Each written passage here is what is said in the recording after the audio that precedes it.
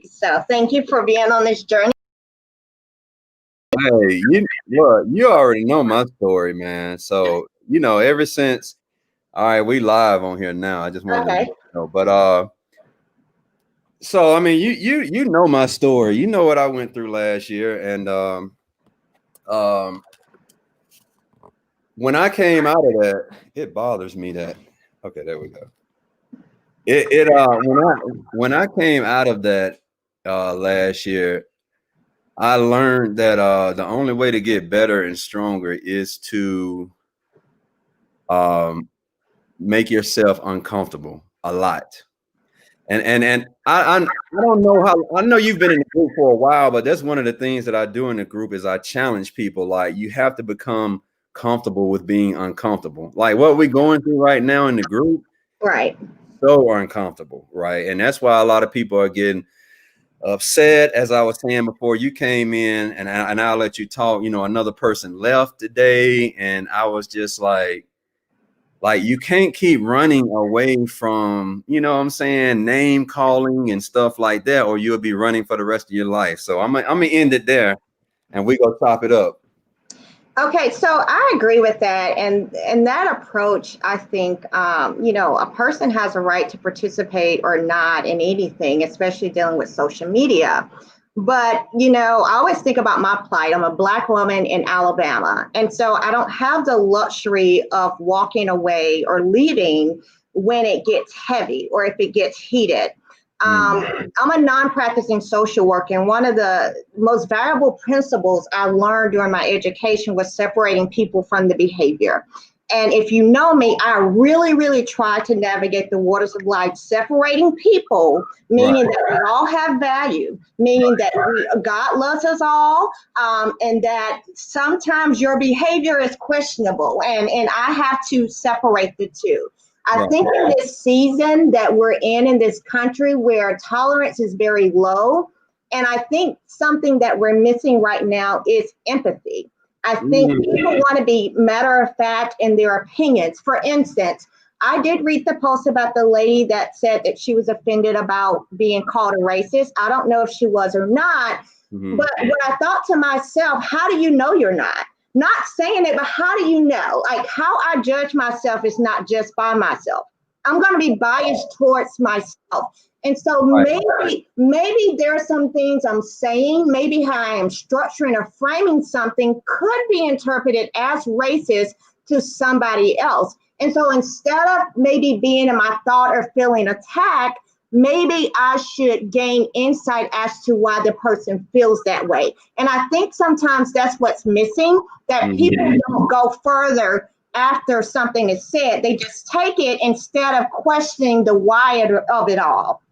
No Man, one wants to ask the why of it all and get the backstory of it. I think Frank talked about that a little bit on a video I saw about not jumping to conclusions because there's a gray area, right? So right. I don't tend to jump to conclusions about things that I see in the news. I remember reading this book a long time ago about being unspun because sometimes the media will tweak a story to highlight one factor and not the other. So I'm like, okay, well, let's just wait and see. But nevertheless, even if we wait and see, I will say this, that Mhm.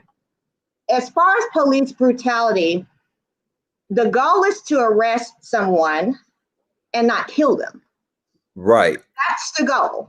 And right. so, I remember watching movies, and I don't like guns or anything, but I remember watching movies where it used to be you shot them in the leg or something to just get them down, to get them cuffed. Mhm. Not seeing a lot of that happening in this day and age. It's almost like a shoot to kill philosophy. And I don't necessarily get that. Okay, well, somebody, man. Okay, first let me say this. I love what you just said. And there's a question that I'm gonna get to here that somebody posted to you. Can you see the questions on your end? I cannot, but let's see. No, I can't. Oh, hold on. Hold on. It says comments. I can now. Okay, and well, I'll let you answer that question, then I'll tell you what I wanted to say. Okay, it says, in my opinion, why do you feel people think it's important to make their point supported by others rather than agree to disagree? Um, I think that's the plight of social media. I think we are in a state of being where expertise is kind of not even thought about. We're not looking at evidence-based practice. We're looking at emotions and knee-jerk opinions, and those things are not facts, right? There's a lot that Frank talks about that I don't agree with, but I love the fact that when he makes an argument, he can back it up, right? Man, so I think instead of the need to disagree or agree, although we will have that, and you want agreement and you want people, because that's what we need in this country. We need people to say that this is a problem and we need to do something about it. But I think also we need to look at the evidence. We need to look at trends. We need to look at systems. Like, for instance, me, I'm a Black woman. I don't care about statues coming down. I'm just going to be honest, and I hope no one's offended by it. But if you are, I don't care nothing about a Confederate statue. What I care about are laws. I care about people's heart changing. I care about laws and governance for all people. And I think taking a statue down is a pacifier. And sometimes people are doing these things. I think you mentioned about the Aunt Jemima. I could care less about that personally. What I care about is laws that govern for all. What I care about is training that causes policemen, whether it's fear, whether it's they're young and haven't been exposed to Black people, that they don't shoot first, that they stop killing our Black men. I care about those things more so than the superficial, what I call the Band-Aids for something that needs surgery. Right. Hold on girl, you should have been came on, because you full of wisdom. So going back to what you said before you answered the question, the one thing that I struggle with, because I created the group, I try to be as neutral as possible, right? Because I don't want to be biased in any way. And one thing I kept thinking about today from that situation was sometimes the truth hurts, but I don't mean that as pun intended. All right. It's just that if everybody else is calling you a racist, it's got to come to a point where I just feel like some self-evaluation has to be made and be like you said, well, is what I said racist, or could it have come off as being racist? Yeah, that's why I keep pushing people, like, please put yourself in the other person's shoes, because when Black people say that we are exhausted and we are tired, what that means, and you correct me if I'm wrong, Adrian, is that we're sitting here and we are like spewing our soul out about like the inequality and the hurt and the oppression that we've been going through, and we pour all that out. And then when you get back, just a 1-2 be like, well, blue lives matter too. You know what I'm saying? Or nothing's going to get done with burning buildings. You know what I'm saying? It's just like to me, I feel like you so quick to look over what I just poured out. I mean, I poured my soul out. Like, I'm exhausted now.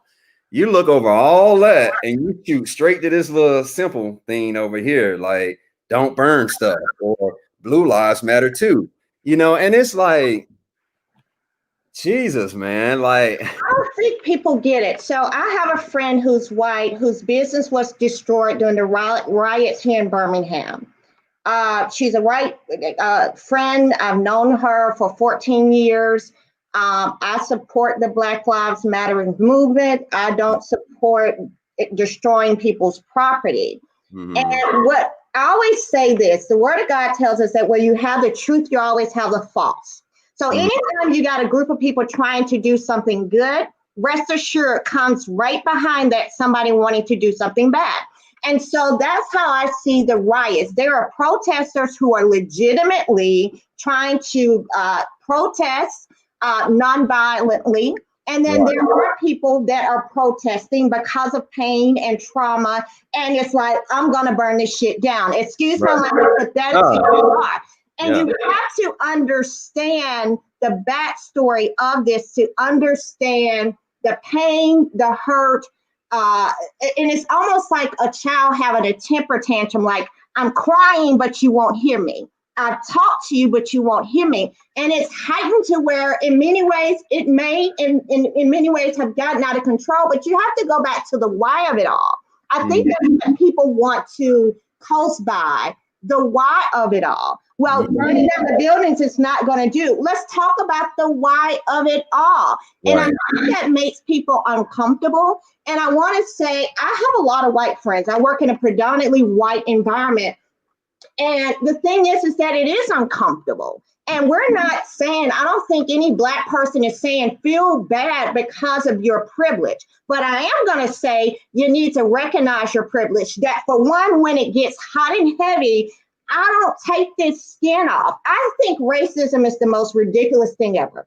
It's something none of us chose. It's just like whether you're left-handed or right-handed, whether you have hazel eyes, blue eyes, blonde hair, it is something that none of us had a stake in at all. But yet, for some reason, when I walk through a door, before I open my mouth, before you know my education, before anything about me, you see me as Black and a female. Look, I'll take it even further than that. To me. I'll take it even further than that. Like, I've been a part of interview panels where if they see a name come across a resume like Shantiqua or Shaquanda or something like that, I'm just looking at the body language. You know what I'm saying? Already judged. And you ain't nothing but a name on a piece of paper. Yeah. Before you even see the Black skin, you know, that's how bad it is. And you said it perfectly, man. We didn't have a choice in what our race was. God chose us. All right. God chose a select people to be melanin, all right, or have melanin in their skin. That's what and I'm so glad you brought that up. We did not choose this, all right?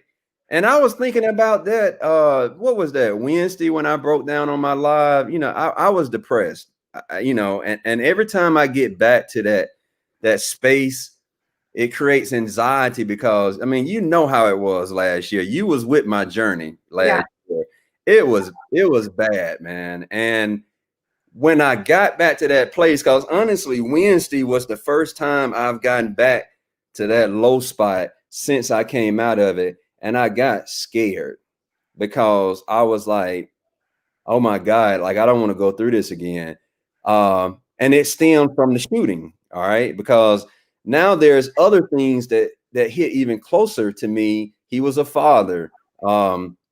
He got shot in front of his kids. You know what I'm saying? Now, whether he was a good guy or a bad guy, I'm not even looking at that. All right. In my mind, I don't care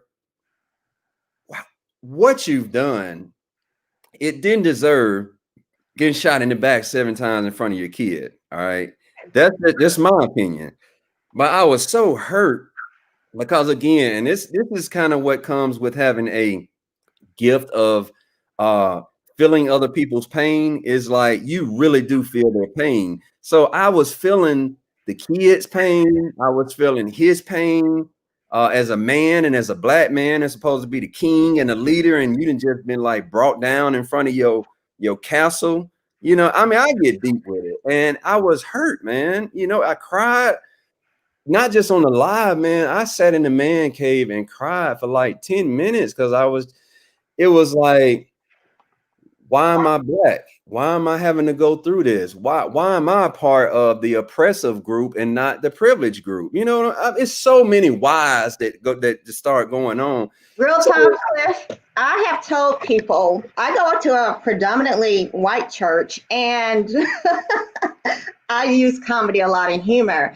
I'm Yeah. like, it takes a Black person to trust Jesus a little bit more. You know what I'm saying? It really does take for me to believe in my Father God, because I'm like, wait a minute, why did slavery happen? Why did this happen to a group of people and we didn't have a say in that? You know, Right. and so, but what's life without trusting him, right? That's Right. just not gonna happen. But Right. I really don't get it. I'm an introvert extrovert, and I really ponder on things a lot. And where I get my therapy is to write my thoughts out in journal, and I'm probably going to end up publishing. I don't know, but I really just don't understand this. But when you talked about, you got to think about decades of trauma too, right? Okay. So for me, I didn't see the George Floyd video. I didn't see this. I don't have to see it. I don't have to see it. But you know, as a Black woman, you know what my trigger in this COVID season of crazy has been? What? The Central Park calling, because that happened to me on my job. That has done something to me to where I left my job of 14 years. I started a new job in a month because that happened to me. Someone called me something just because of fear and intimidation. That triggered something within me, that those things happen, that someone can say that doesn't look like me, that I did something just because of this, and feel well in their right to do it and legitimize it. And that is a scary place to be for anyone, because I always tell people it's amazing that we see things differently when it's our children, that our perspectives change. Isn't that something interesting?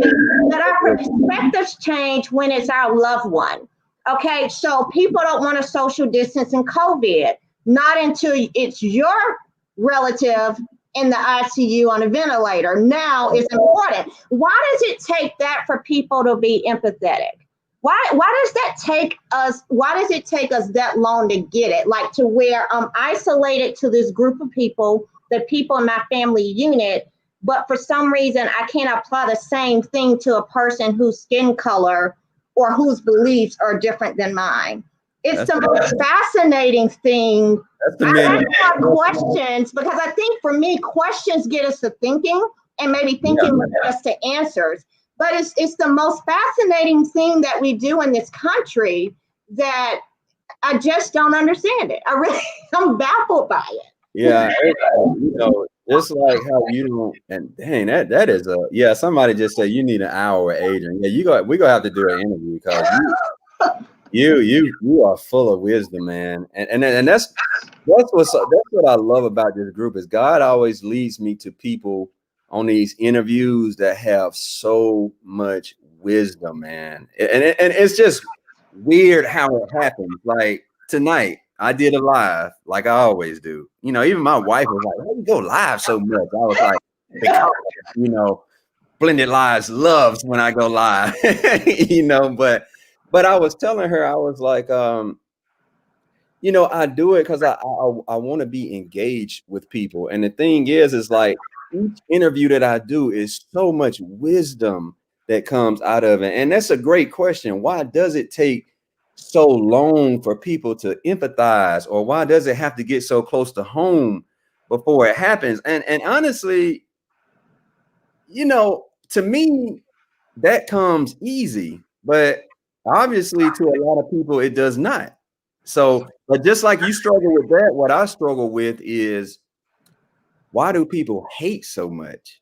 You know what I'm saying? Like, I can never see myself hating somebody, number one, that I don't know. Number two, because they are like a different color than me. Like, my brain cannot register that. Like, it makes no sense to me. So I struggle with that, you know. And look, will Blended Lines change the world? I don't know. I pray it does, but I just know when I leave this planet, man, if I can leave here saying, or when I get before God, you know, because I'm a Christian, but I don't condone atheist. You know, y'all, I love everybody. I just always have to say that. All right, I don't care what the religious standpoint is, but in my mind, when I'm standing before God, I just want to be like, I tried, man. or woman, you know, I tried, you know, and I just want him or her to say, you've done well, my Yeah. son, you know, and I'll be like, you know what I'm saying?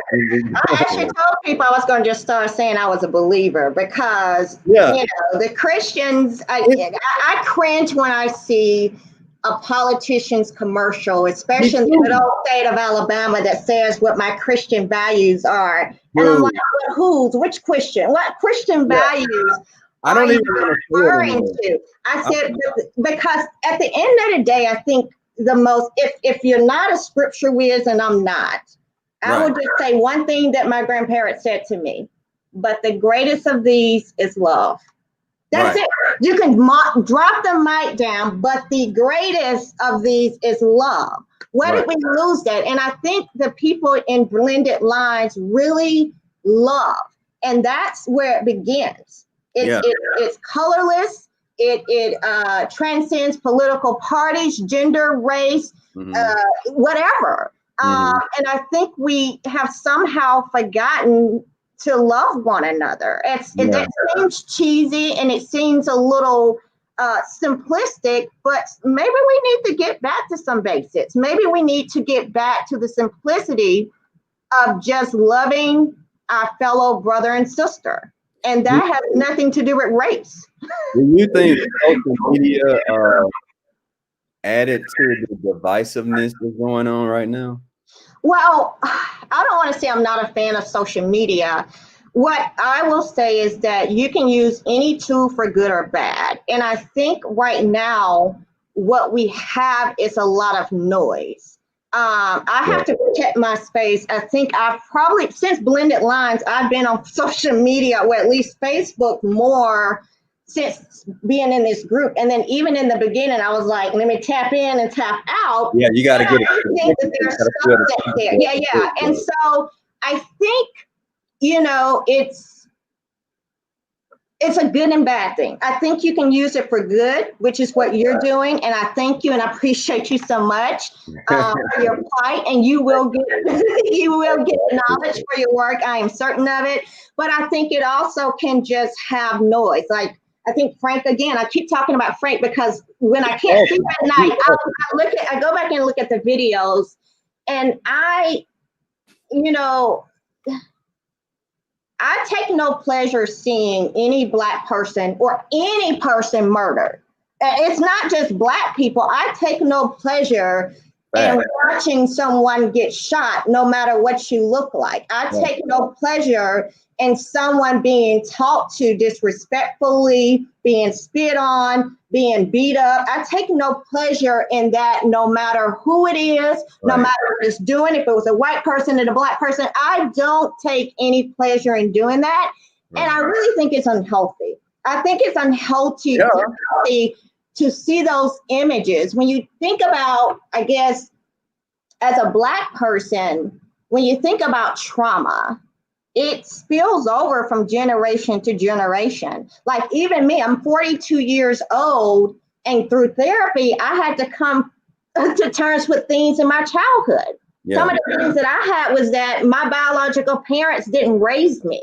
And that little thing caused me to have some ideas about myself, right? It could be rejection, it can be a lot of things. And so when you're thinking about the plight of Black people in America, slavery was 400 years ago, but you got to understand that just like generational wealth, that you know, if you never were in poverty, and so your great grandparents came to the country, was able to build, and then they left something, they willed something.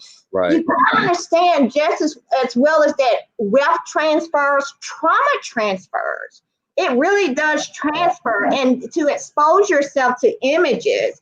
That's why Black people are saying they're exhausted, because, you know, it's it's like not having evidence, but still being told you're wrong. It's like having the evidence to support an argument, and then they're like, no, wait, no, he had a knife, but wait a minute, but he didn't stop walking, but no, I don't Crazy. To that point, I'm like, Crazy to me. It's like you have, and I think that's where the exhaustion comes from. yes. And it's right here. Here's the video. See what happened, and yet we're still told, but this happened. But wait a minute, and we're gonna get spun. The news media outlets will take this story and they'll go and say, well, he had a felony, or he had 3 convictions, or he was in jail. None of that matters in terms of somebody being shot 7 times in the back, in my opinion. No, I totally agree. And let me go back to what you said about trauma. Wow, man, it is some really good nuggets coming out of this conversation. You are so right in that trauma transfers into generations. And when you said that, I immediately thought about myself and the stories that my dad used to tell me about. Now, look, I'm gonna be real. Like, my dad was, okay, look, the closer the men are to the civil rights movement, the more anger that they have. All right. Which is kind of justified. All right. It's not right, but it's justified. And white people weren't his favorite people, I will say that. But it came from like, he told me, like, when he would walk on the sidewalk, like if you were walking towards a white person on the sidewalk, you had to literally step off of the sidewalk and like into the street and let them walk up the whole sidewalk. And when he telling me this, I'm looking at him like, you're crazy. I ain't gonna get off no sidewalk if somebody walking towards me. And but when he told me that, man, I remember I remember vividly the next time that I was on the sidewalk walking towards some white people. I got in the middle of the sidewalk. Like, I ain't moving. And I was like, I wish you would run into me. You know what I'm saying? But just that alone, that's trauma. You know what I'm saying? Like, so I right then I'm already like defensive. You know what I'm saying? Just ready for it to pop off. And you know, I'm young, and you know how young people are. They feel like they indestructible and all of that. And only as I got older, I knew, like, okay, that's not right, Cliff. You can't do that. But that is so true. And to even add to that, you know, people always talking about, you know, black on black crime, or, you know, like, you know, black people are thugs and we kill each other. Well, which is, you know, somewhat true. All races kill each other, but all of that is the trauma. You know what I'm saying? That Look, some of this is packaged. You got to understand. So I have a government degree. Some of this is packaged. So have you ever heard of the term white on white crime? Yeah. Have you heard? I mean, but no, seriously. No. Do you ever hear the news person say white on white crime in Leeds, Alabama? You don't hear it, right? Well, it exists because basically that's saying that a white person committed a crime against another white person, right? Right. Why do you think we use the phrase black on black crime? To legitimize things, to make it sound like it's animalistic. I mean, crime is crime. And I'm saying that that's an issue. Crime itself is an issue. Right. But a black person creating a crime or involved in a crime, there's a little stench to it. Because we know that people commit crimes against each other. We know that white people murder other white people. Right. Them, right? Now, some of the settings or whatever may be different, but each incident is isolated to that incident. But sometimes I think that's a phrase, and I have not researched this, that it's spinning the narrative. And now what we do is legitimize that. So when you look at the population, there are more white people in this country than black people. Right. Look at the percentage of black people maybe committing the crimes of a smaller end, that proportion may be larger. But again, it's just like when I was going to school for social work, I used to think, oh, it was all black people on welfare and TANF benefits. No. It's not. No, absolutely not. Because you have to break down the numbers. You Right. have to break down, and we just take it for face value what people tell us. Yeah. Right. I agree. Yep, And you're then right. we just go with the flow. Yep. And you don't hear the phrase white on white crime. And I've always wondered, why don't we say that phrase? If we say black on black crime, we know that that is black crime, probably in a black community, or it's a black person committing a crime against another black person. But Right. we don't use that same term when we're talking about Hispanics, whites, or any other group. I just find Right. that quite interesting. And again, Right. I ask questions in hopes that we can start thinking about these things and come up with why. But it's something to think about. I've never heard the term white on white crime. You know, now that you bring that up, I have never heard that, and I'm 42 years old too, and I've never heard. I mean, even to hear it, white on white, that don't even sound right. You know, I mean, it just sounds weird because we don't hear it, but yet black on black is so common. That is so. And we say it. We even say, "Oh well, We it's do. black crime, and we're committing crimes against each other." Yeah. People are committing crimes against each other. It just takes on another toll. Like when Right. I hear about the Galleria shootings, I'm like, Jesus, don't let them be black. Oh, only because I know what the narrative is going to be. Am I saying I would rather the crime happen and it was white? Absolutely not. I would rather we live in a world that there was no crime at all. But Right. there is a stench to it when it's a black person. But let's go see The Dark Knight and shoot up the theater. I'm gonna be. I mean, I don't understand. We can go to the theater, or we can go to the school and shoot that up, and we're not going to classify that as white on white crime. It's propaganda. It really is propaganda. It's the framing of things. Right. It's the framing of things, and I think the framing of things. And I'm not trying to justify this. Mm-hmm. I often wonder why some people are afraid of black people. I've wondered that my whole life. And I think some of it has to do with these concepts that are faulty. They're these concepts of this that are not actually true, and somehow it has taken hold of people and their ideas. I don't know. Do you think it could be like stature wise? Like a big black man. You know, I mean, I know, and I don't know how true this is now. I mean, I know black men seem to be more athletic, you know what I'm saying? And, you know, can get toned up and ripped up. And I mean, there's big white men out there too, but is it something that's just with the stature of black men that you think makes people afraid, you know, or like because he's big and he's dark? And I'm not trying to be funny, but like, you know, look at us like a boogeyman. This is wrong to say, but I use humor. I was like, it's the sins of the past. you know, just kidding. Right. Don't be stupid. I'm just kidding. I'm kidding. No. But I don't know. I don't question this. I know what you're saying. Yeah, I'm sorry. I use humor. If you know me, you know I therapy. I have to laugh. I have to laugh to keep from crying. But really, I don't have an answer, and I don't know why that fear exists. Well, wait. What? Before we move on, well, if that's the case, why are they afraid of black women? Huh. I don't know. I don't.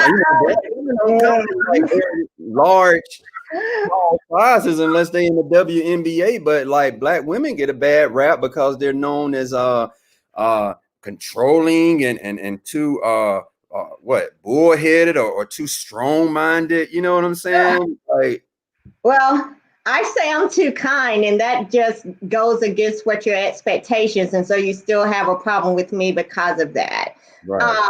I live my life such that I'm always going to be kind. I tell you, the Lord has pruned me a lot to where how I treat a person is always I'm gonna walk away with a clear conscience about that. Right. You know, and so I think frequently there are these false ideas and concepts that people label folks. For instance, you can say that, you know, all Republicans agree with everything Trump does. I know that's not true. I know that's not true. I have friends who are Republicans that don't necessarily agree with everything that he's done, you know?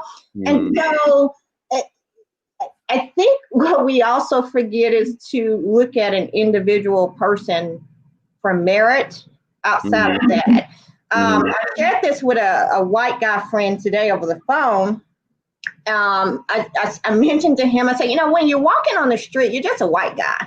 You're just a white guy. You're your own individual self. Right. But when I walk down the street, I'm Black. Yeah. I'm Groot. You stand out. I'm not Adrienne, the kind person, the person that donates to her community, that gives back, that would do anything for you. I am Black. Right.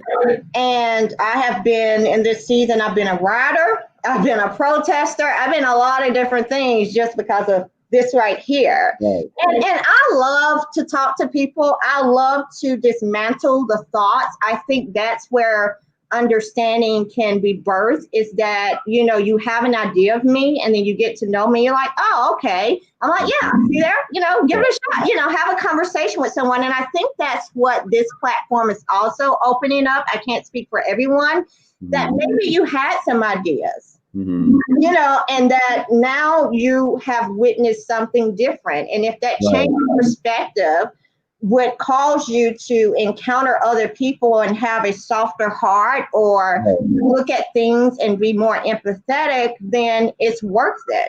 Right. And that is all I want from this group, man, is just to have or give people an opportunity who want the opportunity. Let me be clear there, who want the opportunity to learn about the Black culture and what struggles we've gone through, how we've been oppressed, what can be done to make things better. That's my vision for this group.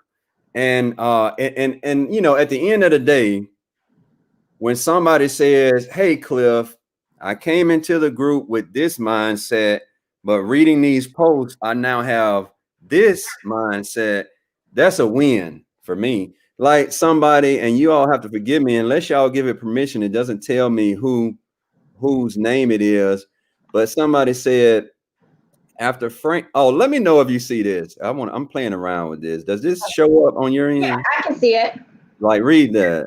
After Frank's video and Cliff's, I had a completely different view on these images being shared. I used to think it was necessary, but now I do not. People know these things are happening. There is no need to see it. Right. So that's going back to the shooting, right? And I was just like, look, guys, because on Monday it was like, boy, they was flooding in, right? All these images and videos. And I was like, whoa, hold on. Like, number one, I don't want to see that crap. You know, just another Black man getting killed. And number two, it's trauma. All right, for some of us. And number three, we don't need to see it to talk about it. All right. So let's not put videos and pictures in there. And that's what that person is talking about. And so, you know, I'm not trying to force that narrative on anybody, but I just want people to see, like, for some of us Black men, that is trauma. All right. I saw the Aubrey shooting, which I hate to this day. I watched that crap. Because, I mean, even just talking to you, man, it's playing in my head. I can't go and hit the delete button on my forehead and get it out of there. It's there. So I didn't have to have George Floyd. I didn't have to have Breonna's went on there, but this last gentleman, I can't think of his name. I don't have to have that to know that it sucks and it's not right. You know what I'm saying? And at the end of the day, man, it's like you say, at the end of the day, when I go to bed, I know I walked away from the situation saying that I treated the person fairly. I did my part as far as trying to love and talk with them, and I can go to sleep. You know what I'm saying? And that right there is all I need, man. Now, all these people who are hating and all this division, how they sleep at night, I don't have a clue, but hey, have at it, man, because I don't want that on my conscience. You know, something that I'm so random in thought sometimes because my brain just goes Me a little too. bit. Yeah. I just go back to conversations that I have with people, and I had a conversation. I've been talking to a lot of white people lately, which Yeah. I welcome. I welcome, Do it all the time. and especially some of my younger white friends, younger than I am, that are Republicans, and I don't affiliate with a party. I find that concept problematic. I think it's interesting that the parties flipped. If you know your history, they actually kind of flipped as far as predominantly in the South and all that. Frank can tell you all about that. I'm just like Frank. I think I just politics are politics, and it is a game, in my opinion. And I would rather vote for the individual and not allegiance to a party. And I know that there are people, especially here in our great state of Alabama, that are diehard allegiance to parties. And I asked a couple of my people, friends who are Republicans, that, you know, I always say, what is your deal breaker? What is the deal breaker for your allegiance? Because I will say, I'm like, oh, racism is not a deal breaker for you. Okay, you have a right. That's kind of it, but what is your deal breaker? Right. So what I have come to understand with some people, and it's like choosing Alabama or Auburn. It's that little girl that's 5 years old that has on that cheerleading outfit that, hell, she may be for LSU, but her parents didn't give her a choice. Right. You choose Alabama or Auburn. Wow. What we have also in terms of party affiliation, just from this group of people that I had conversations with, I'm not an expert. These are conversations I've had on my own. Right. And the allegiance was homegrown. That they're like, people are coming to terms. I'm finding that a lot of my white friends or associates are coming to terms like, why do I think this way? Why do I vote this way? Why do I lean this way? Because I challenge someone in their thinking. You have a right to believe what you believe. Right. But I have a concept about this pro-life stuff. You got to be pro-life 100%. 100%. It doesn't end at childhood. Okay, our adulthood span is longer than childhood. Right. We spend more of our lifespan in adulthood versus childhood. Right. And there's something that goes on, in my opinion, about the lives of people and the people that I know, where I would say that they're pro-birth. Because Pro-birth. because what happens after birth should be just as important. Wow. Just as important in the formative years from 1 year old to 50-year-old until you die. That should be just as important. And so those are the conversations that I'm having with people.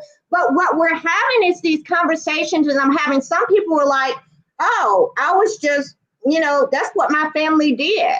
And that's hard. It's hard when you have a parent that you love and hold dear, and you're like, oh, they were wrong. Well, guess what? None of our parents are perfect, right? And so it's what I'm finding is people are starting to really think about themselves and why they do the things or have done the things they've done, which I think is a beautiful thing. I think all of us need to do that. You know, my grandmother used to say, eat the fish, spit out the bones. Everything we tell you, it may not apply. You know, I'm kind of like a rebel. I'm like, I ain't doing that. You know, you kind of know some of my story from back in the day. You live and you learn, right? You live and you learn, hopefully. But nevertheless, it's we have to get to a moment where we figure out whatever you do, why you do it. If this is what you believe, hold firm to those ideas. Like you talk about, we talk about Frank because he has so much great commentary. Right. Is that he believes what he believes. He do. And I can respect that. Exactly. But then you can believe what you believe, and I think it's something tragic about this or that. Could it be both? Can I be a Republican and actually still believe that Black Lives Matter? Can I actually, you know, believe, be anti-abortion and still want not just pro-birth, but pro-life, not from childhood, but throughout the entire life. And then I will champion for causes. Why does it have to be one or the other? Right. Could it be both? See, you know, man, dude, you gave me goosebumps. When you went back to that pro-birth, man, and saying like after that, every person on, you know, on their own, I got goosebumps from that, man. Because the reason why I say that is because I used to work in psychiatric social work, and I stopped practicing because I took those children home with me. When the children needed foster parents and things, so it's like, you know, when I would hear people protest or talk about it, I'm like, you know, and I understand you have to have means. And I just understand that the issues are a little bit more complicated than what we say they are. And what I know firsthand is that people have to make some difficult decisions that I don't think anyone's like, okay, this is just what I'm going to do. I've never witnessed that before. But what I have witnessed is that a lot of people are on their bandwagons about this one thing, but then after, on the other side of it, you don't vote for laws to help. You don't vote for programs or contraceptives or sex ed in school and preventative measures. So it's one of those things, and I don't believe that politics and reproductive rights and all that stuff should merge. You know, I don't believe that at all. Absolutely not. And you can, and I'm a believer, but I'm not Jesus. Right. Yeah. So I don't think there's a VIP in heaven. I don't really think there's a VIP in heaven where we're going to be over here on the left doing. I don't think there's a VIP in heaven. Right. I think we all need grace.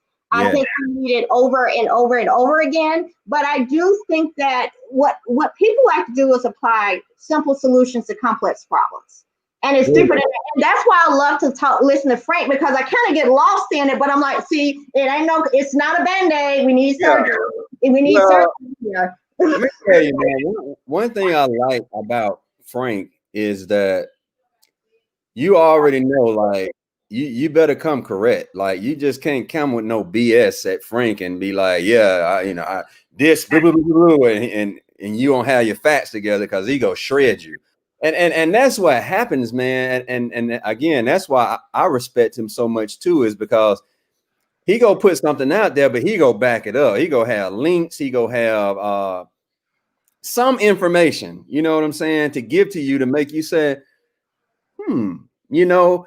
But don't come at me with a simple just shot something off your ass just to reply back that has no merit, no substance to it, you know.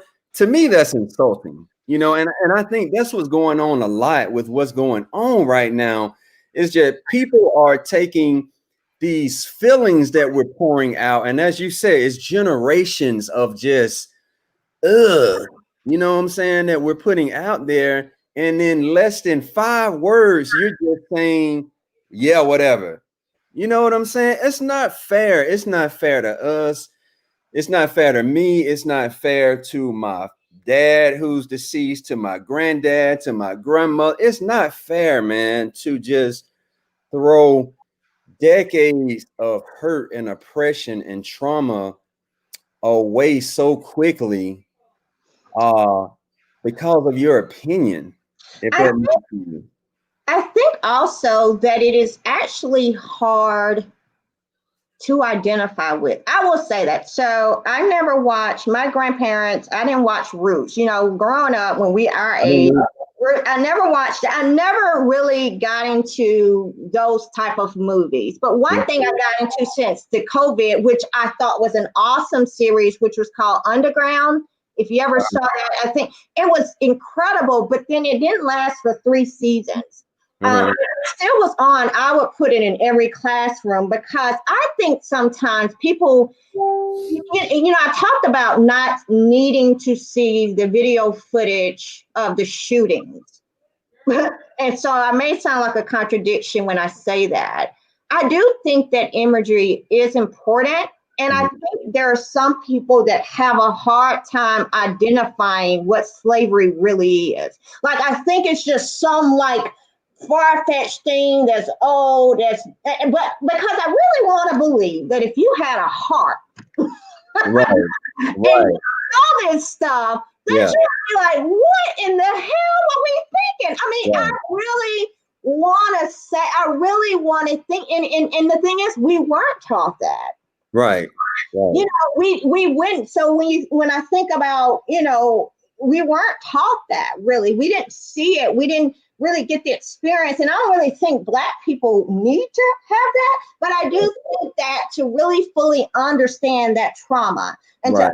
understand that pain, that sometimes you may have to go back to really fully understand that. I mean, go to the museum, the Equal Justice in Montgomery, and see those statues and think about those bodies being hung. I mean, that was very hard. I went to the opening and then couldn't even go inside the museum because I wasn't mentally ready yet. Wow. But the thing is that I think those images are important because for some people, it implants it in their brain to where they get it.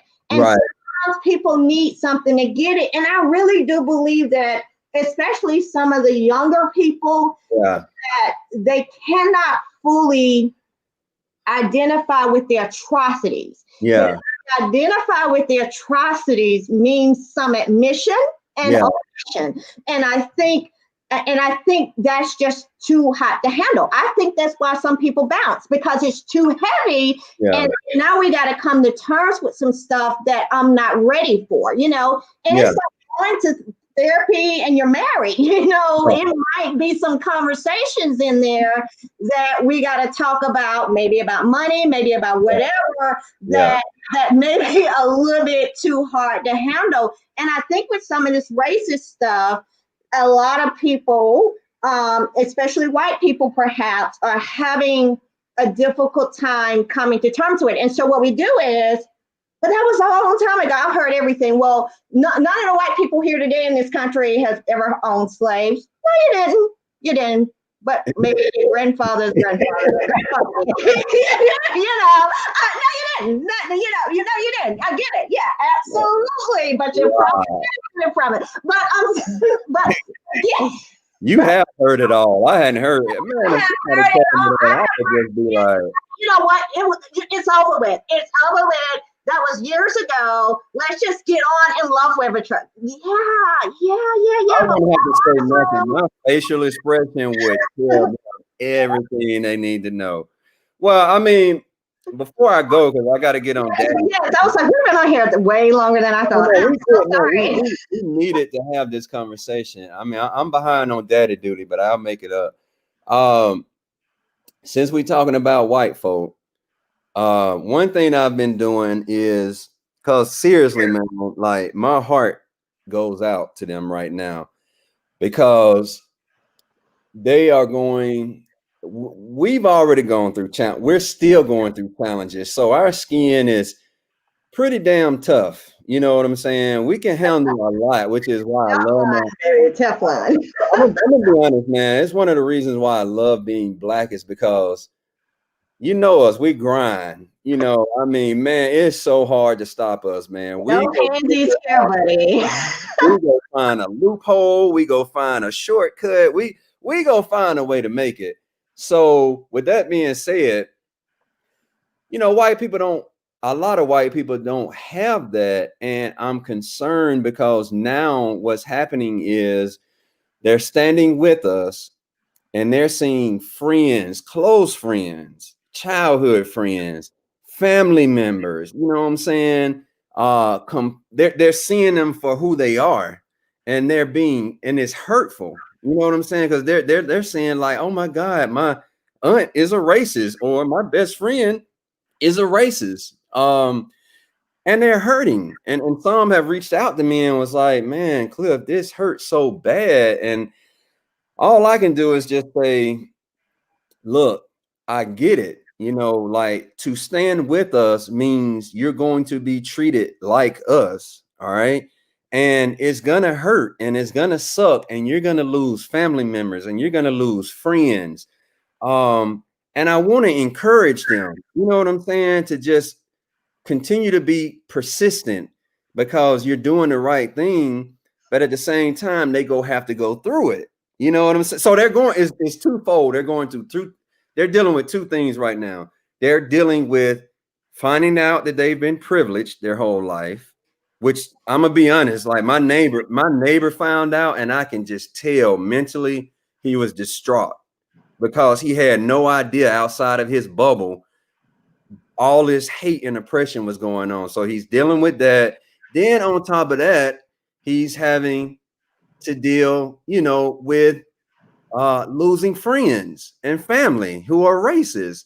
So it's a double whammy. So mentally, it's just like it's getting very difficult for them to handle. So what would you say to them, the ones who are with us, you know what I'm saying, who's standing strong, who, as many have told me in the group, Cliff, we got your back, we go fight for you, or us as Black people? What would you tell them? What kind of encouragement would you give them right now? What I would say, that anything worth having costs anything. It costs something. If you went to school, it costs you time, effort, and money to study and to finish your degree. If anything that you want in life costs you something. And so I think whatever you put your value in, just know that you're going to have to go through something. And I'm reminded that going through is not in, means it's not going to last forever. There's another side to it. Right. And I think you have to be fully persuaded in your convictions. You have to be fully persuaded. So if you believe that something is not right, you're going to lose some people in the process. There's just, some of my ideals that I have for my own life code means that some of my own family members, we're not rocking on that level. I love you and I'll do anything for you, but we're just on different wavelengths in terms of thought processes and planning and goals for life. And so anything worth having is going to cost you something. Just know that the road is not easy. It's not. I am on this camera as a Black woman who has locked her hair, and I have to work in corporate America. And, it's not easy to walk into a room thinking that you're going to see my kindness, you're going to see my personality, you're going to see what I bring to the table, and not just see the color of my skin. So right. I hate to say it this way. What gives me strength is knowing that there's always somebody better. You could always be worse off. I'll say it that way. You could always be worse off. So whatever you're enduring right now, it could be worse. It really could be worse. But get some strength during this time. And it is challenging times. And I posted this earlier. I was raised by grandparents that lived into their mid to late 90s. Right? My grandmother picked cotton in Aliceville, Alabama. My grandmother raised 10 kids and turned around and raised 4 or 5, I don't even remember, grandkids. And I was a product of one of those. So what we're experiencing today is nothing like they experienced on Edmund Pettus' bridge. And so because of that, there is perseverance to endure. And the thing is, there's just going to be challenges. And it is hard when you have these revelations. Oh, my God, my life has been easy because of privilege. Mm-hmm. And I think there's this misconception that I want you to feel sorry for that. I don't want you to feel sorry for it. I want you to acknowledge it. Right. I think that's the message that lost, is that we need you to acknowledge it, because if you acknowledge it first, then we can have a discussion about changing it. But if you just got blinders on and you refuse to acknowledge it, then we cannot move forward to kind of a pathway for change. You have to acknowledge that there is disproportionate injustice against Black men at arrest for whatever reason, whether the cop was young, whether he was terrified, whether or not the guy didn't obey. Shoot him in the leg and keep it moving. Bust his cap off and keep it moving. You don't have to shoot to kill. And I think that's what happens, is that there's this misconception that I don't want you to know what it's like to be in black skin. Not in this America. That's my honest truth. I don't want you to experience what it's like to be in my skin, to get in my car in a nice neighborhood, or go to a neighborhood and you see me and you turn around and make a U-turn and follow me to see where I'm going. I don't want anyone to experience that. But I do want you to acknowledge that that is my experience. And hopefully by acknowledging that's my experience, we can begin conversations on how we can solve that problem and also identify the why of it all. And so it's going to be tough. Stay the course. It could always be worse. And just know that if someone is willing to not be your friend or associate with you anymore because you care about people, that's because let's just think about it. And I hate, the big OG to me is Jesus Christ.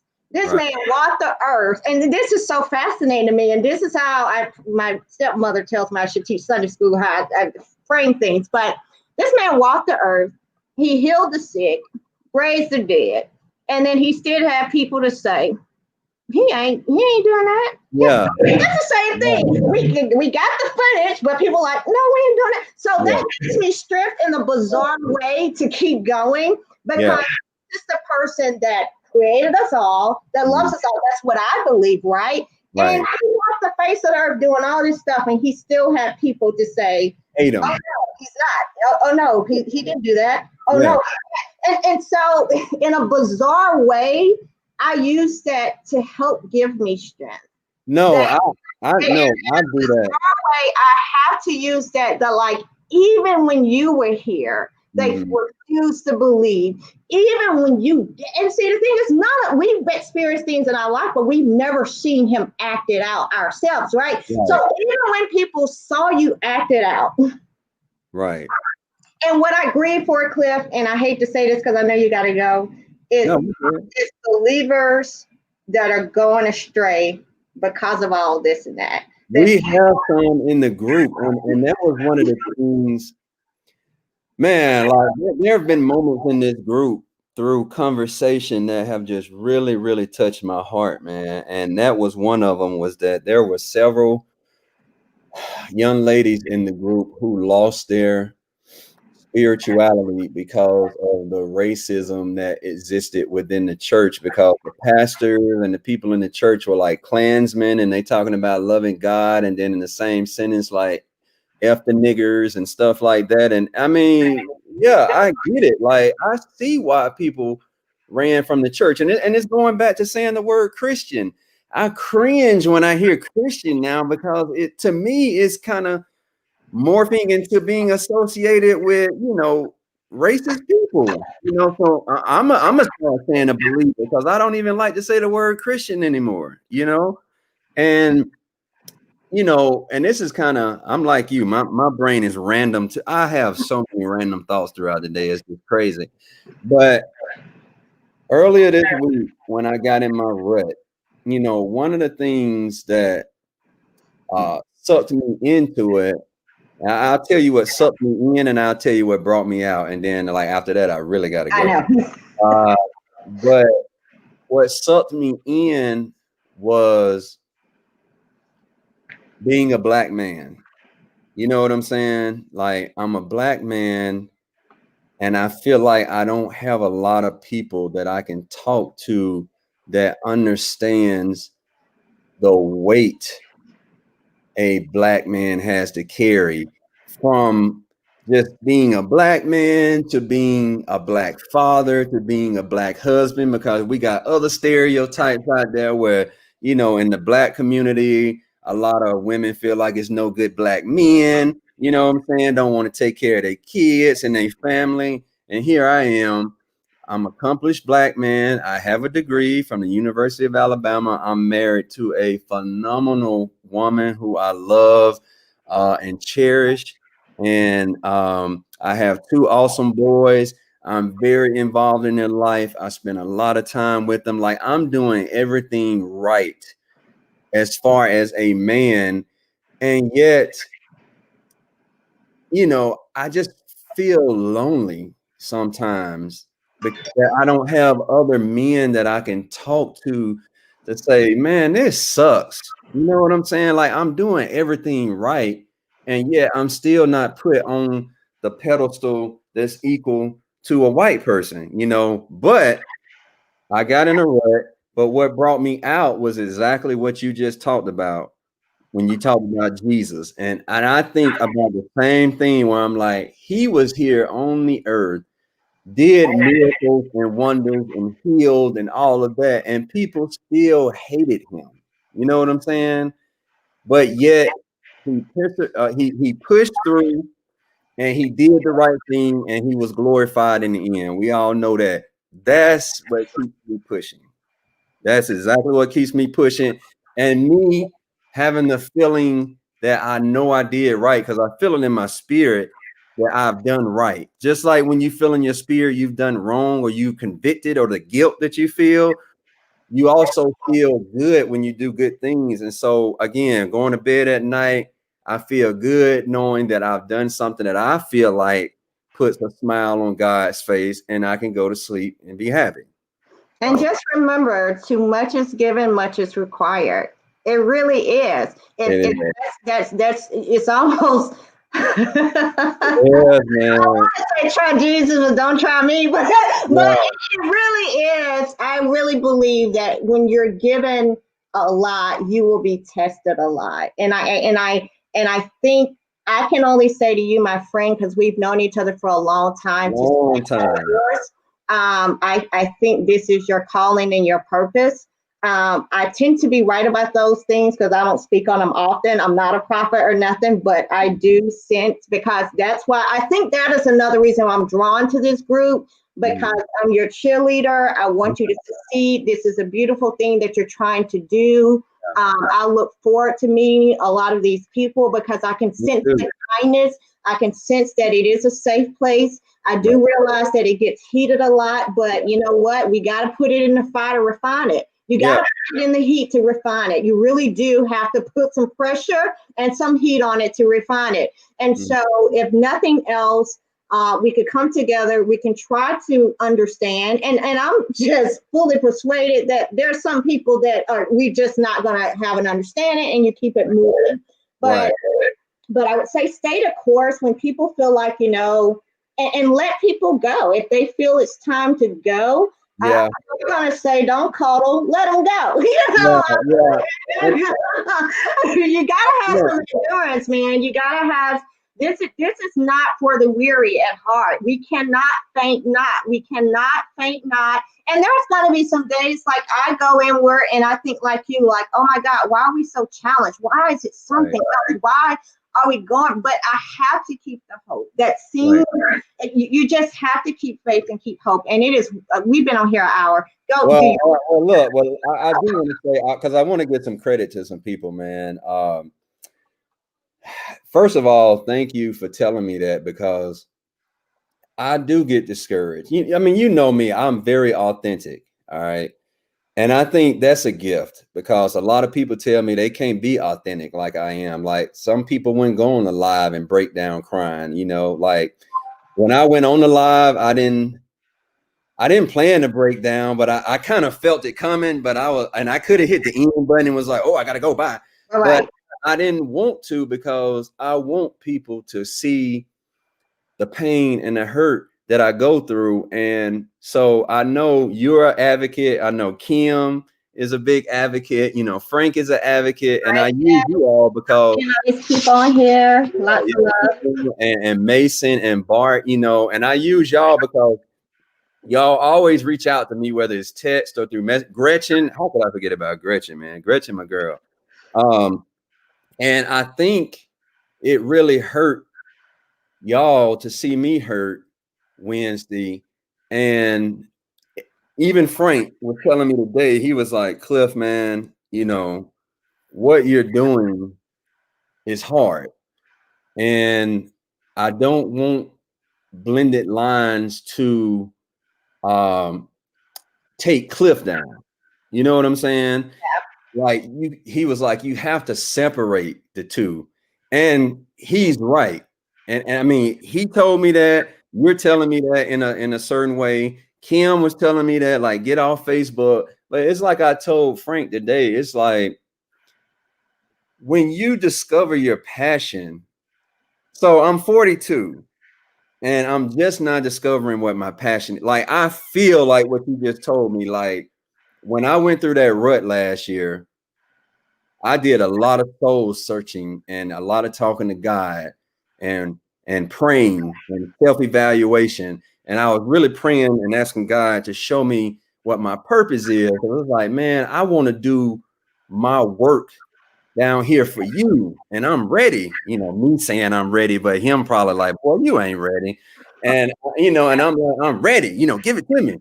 And so then he gave me blended lines. I mean, he gave me all of it, the name, the vision, all of it.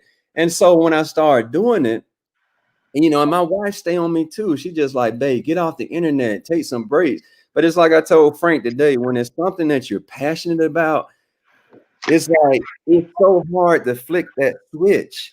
You know what I'm saying? Like when you're doing something that you don't really care about, it's easy to cut it off, right? Right. But when you're doing something that you're passionate and you love, like I told Frank today, it's like that light switch was kind of lifted up to where I got to kind of jump to cut it off now. Right. Because it's like I'm hungry, like I wanna do it, but I can't lead if I don't take care of Cliff. You know what I'm saying? And so I was just like, Frank, man, thank you. Kim, thank you. Adrian, thank you. You know what I'm saying? For the inspiration. One thing before we go, I just read a comment. I think it was Kim. Yeah, she wrote, in some of the protests, we are also treated like we don't belong there. I can't speak for people, but I'm going to say that we're all foolish to think that this fight is just for Black people. Nah, this fight is for all people. This is one country. I don't understand. No, I'm sorry that happened. As a Black person, I need you to fight. I need you to protest too. I don't think it will work if we just did it on our own. I think everyone has to come together to say that these issues need to be resolved. I don't and there's some things like I don't necessarily like the phrase defund the police. Not sure that's smart. Right. So there's things that I'm like, I don't know if that's what we're looking for there, but nevertheless, at the end of the day, we want people to, there's equality and equity. I'm a female. I'm not going to have your strength no matter how many planks I do, Cliff. I mean, it's just what it is. So there's equity and there's equality. And I use equity more than I use equality, although I think both have value. So, please know to our white friends on here, and I'm saying white not to be divisive, but we have different races on here that we need you. We do need you. We need the dialogue. We need the perspectives. We need you to listen. We need you to engage. And thank you for being here. Absolutely, man. Wait, I don't have nothing else to say. You got yeah. This is blended lines. Yeah, exactly. Look, man, hey, I love you. I appreciate you, girl. I really appreciate you being a cheerleader, because you have, even with the podcast and the cliff notes and all of that. And Absolutely. I think the last time I saw you was at the Galleria, around Christmas, and we hugged, and you was just like, keep pushing, and now I'm seeing you again. So thank you, Gretchen. Thank you too. I know I didn't mention your name. I want to give Gretchen her props too, man. Thank you, Gretchen, for y'all hold me down. I promise you, y'all do. And Toya done already text me like, hey, it's 8:30. He brought me the bath. So. I'm sorry. Nah, we good.